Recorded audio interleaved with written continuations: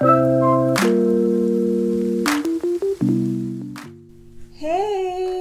welcome to LTTK guys. My name is Ololade Oge and I'm super excited that you are here again. Now, if you're new to this channel, thank you for coming. I hope you find it comfortable enough to subscribe and learn with me, because I'm all about learning and I'm sharing different things that I learned from culture, from arts, the books I read, personal improvement, spirituality, and the likes. And if you're a returning subscriber, hey, thank you fam for coming back again. So guys, I realized that it's been a year since I moved to Germany for my master's degree, and I was just thinking that, wow, I've changed a bit, in a bit to integrate into a new culture. Some things give, some things come, and also based on that, in this episode, I'm just going to be comparing cultural realities. Being that I am Nigerian, I grew up in Nigeria, and I'm now here in Germany, and like I said, I've been able to integrate a bit, so I've learned some things here and there, and I will just be comparing the Nigerian culture with the German culture.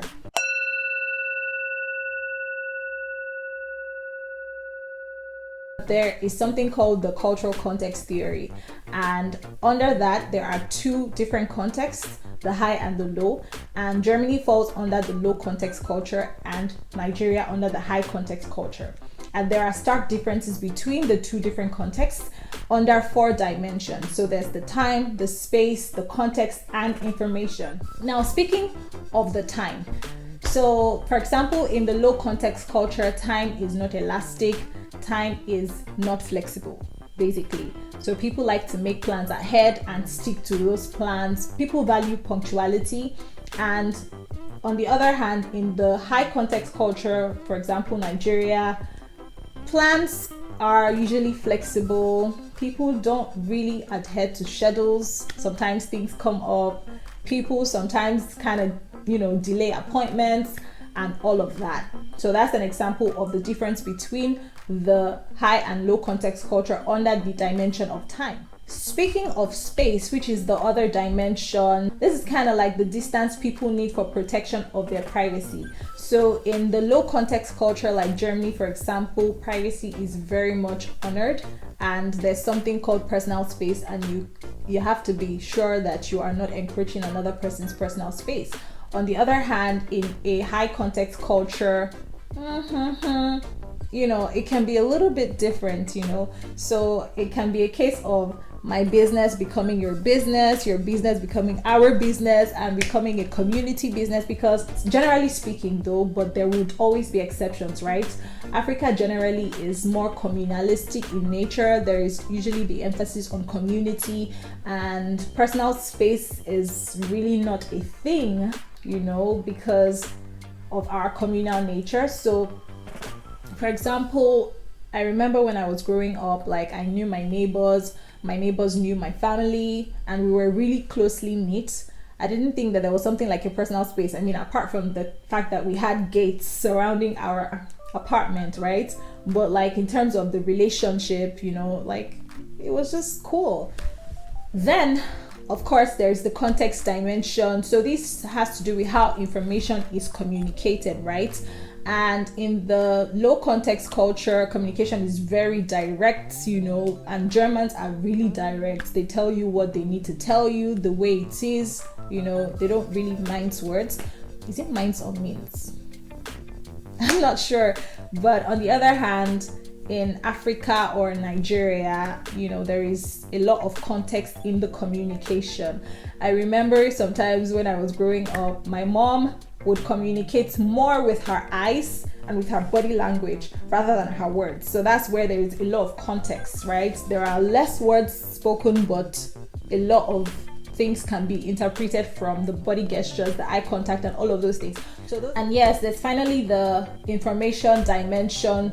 So in the high context culture, information is fast paced, but in the low context culture, information is slow and takes time to be transmitted and understood. Or based on those differences, and I've given you some examples, I'm just going to be comparing, right? So speaking of time, for example, when I came to Germany, I didn't really understand that dimension of time and punctuality until I missed my train 2 times.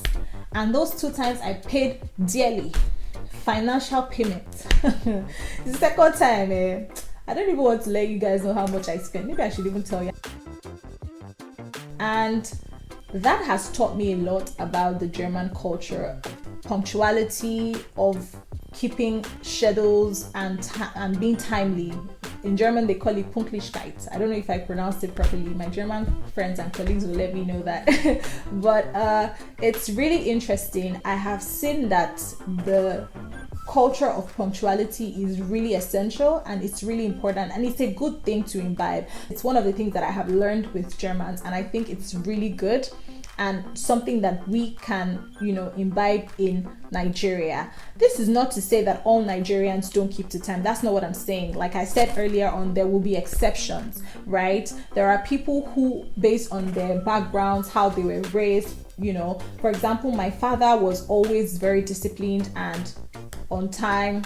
He liked to keep to commitments and all of that. So I wouldn't say that I'm on the extreme end of those that don't keep to time. No, I'm saying that coming here to Germany, I realized how much more important it is to honor time commitments, and it's something that we can all, take from their culture and use as a way of living, or as a, I think I'm talking too much. But now, speaking of space and this privacy and mind your business culture here in Germany, this is where I would say that I'm not really a fan of that, because I feel like sometimes you really want to know someone on a personal level, but I think for Germans it takes quite some time before they open up to you.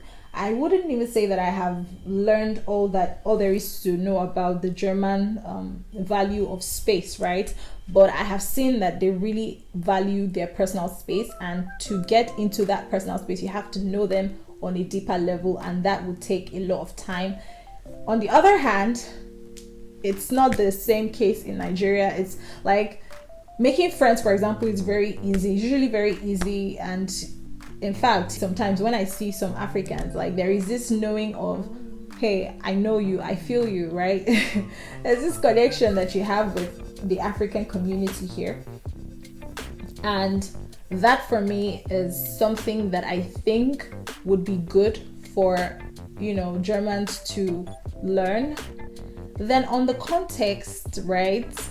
This direct communication thing.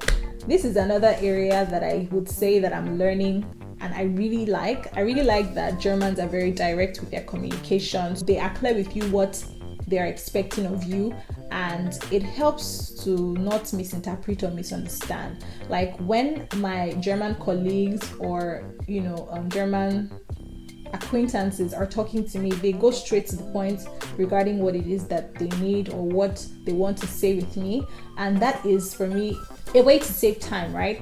Unlike we in Nigeria, where we sometimes kind of like want to do some personal greetings and all those salutations and all of those things before you go straight to what it is that you are asking for. So that's another thing that I would say is different, but it's something that I'm trying to imbibe here in Germany. So when I'm communicating with my German colleagues, sending emails, I just go straight to the point, because I'm like, that's how they communicate anyway. So if I'm here in Germany, I have to try as much as possible to see what I can take from the culture, learn, and also give back, right? So, and then this one is just something that they call AOB, right? Any other business. So these are other things that I have noticed apart from the theory. Mind you, the theory propounded by Edward Hall had some criticisms, right? So it's not a perfect theory, but I would say that it's something that I have seen happen, or it's something that I've seen manifest, and that's why I gave some examples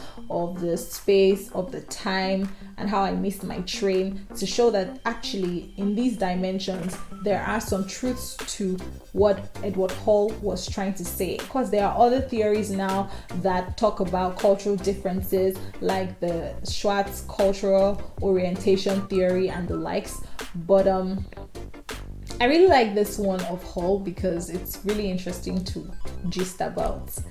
That being said, there are other things that I have noticed, like in terms of food. Germans really like potatoes. Potatoes are like their staple. Staple is like every day, go. They like potatoes a lot. And in Nigeria, of course, now rice. We can do rice morning, have to. Some people can even eat rice 3 times a day. I can't because I feel like it's too much rice in my system. So if I eat rice a day, I even feel like not today, maybe in 2 days. But some people can eat rice all day, every day, you know. Another example is in terms of administration. So Germans like contracts, they like paperwork, they like appointments. Everything you want to do is by appointment in Germany. But in Nigeria, on the other hand, you can do a lot of things without having to book an appointment. For example, you can just visit the doctor and say that you have an issue, you want some solution or all of that. But here in Germany, it's usually by appointment, at least as far as I know, right? But I would say that it's been an interesting 1 year being in Germany. You know, I've seen some things, I have learned where I need to learn, and I have been like, oh, I don't know why they have this kind of culture. But you know, again, you have to respect cultural differences. You don't have to take everything from a culture. Like I also mentioned earlier, you can see some things that are good for you and take it, and the other ones that are not good for you, you drop it, you know. But in all, I would say that I really enjoy the opportunity that I have to interact with another culture that is different from mine, because I have seen that it's not all things in a culture that is bad. Neither is there like a perfect culture. So for me, I have chosen what I want to take from the German culture and use in addition to what I have from my own home culture. And to me, that is the beauty of encountering different cultures, because then there is the room to be multicultural. And multiculturalism helps people to become more open-minded to new experiences, and our new experiences are the things that shape our worldview. So I would say that in all, my 1 year has been good. Sehr gut. I mean, it's not all that I've had so many perfect experiences. Of course, you know, it wasn't funny when I missed my train. I had to pay a lot of money, but I have learned something from that experience. And yeah. So guys, that's it for today's episode. If you enjoyed it, don't forget to subscribe, share, and leave a comment down below if you have encountered another culture different from yours. Did you learn anything? What would you say was like the highlight, or what is it that shocked you the most? Let me know.